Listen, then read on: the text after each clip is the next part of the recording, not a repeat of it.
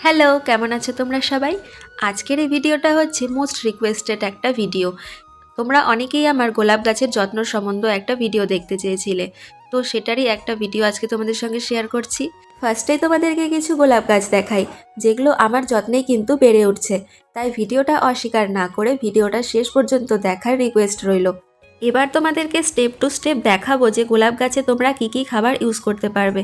1 নম্বরে রয়েছে চা পাতা, আর 2 নম্বরে রয়েছে ডিমের খোসার গুঁড়ো, আর 3 নম্বরে রয়েছে গোবর সার। গোবর সারটা কিন্তু অবশ্যই পুরনো গোবর সার হতে হবে, নতুন গোবর সার ইউজ করলে কিন্তু গাছের শেকড় ঝলসে যাওয়ার সম্ভাবনা রয়েছে। দেন এই 3টে খাবারকে একসঙ্গে মিশিয়ে নেব। তোমরা এখানে যে কোনো চা পাতাও ইউজ করতে পারো। চা পাতা গোলাপ গাছের জন্য ভীষণ উপকারী। চা পাতা গোলাপ গাছের পাতা সবুজ রাখে আর গোলাপের ফুলগুলোকে সাইজে বড় করে এবং রঙও খুব ব্রাইট করে। তো আমার এখানে খাবারটা তৈরি হয়ে গেছে।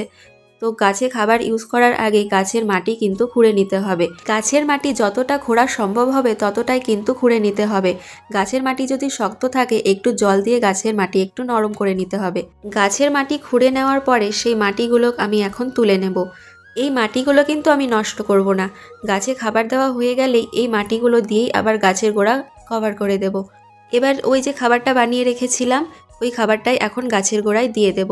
গাছে খাবার দেওয়া হয়ে গেলে ওই মাটিগুলো দিয়ে কিন্তু আমি গাছের গোড়াটাকে আবার কভার করে দিলাম। আর এত খাবার দেওয়ার পরে গাছে কিন্তু জল দিতেই হবে। আর এই কাজটা কিন্তু সবসময় তোমরা বিকেলেই করার চেষ্টা করবে। আর সবশেষে যে কাজটা না করলেই নয়, গোলাপ গাছের যে পুরনো ফুলগুলো আছে সেগুলো থেকে 2 পাতার নিচে ফুলগুলোকে কিন্তু কেটে বাদ দিয়ে দিতে হবে। নইলে নতুন করে আর কুঁড়িও আসবে না, আর নতুন করে যে কুঁড়িগুলো গাছে আছে সেগুলো বড়ও হবে না।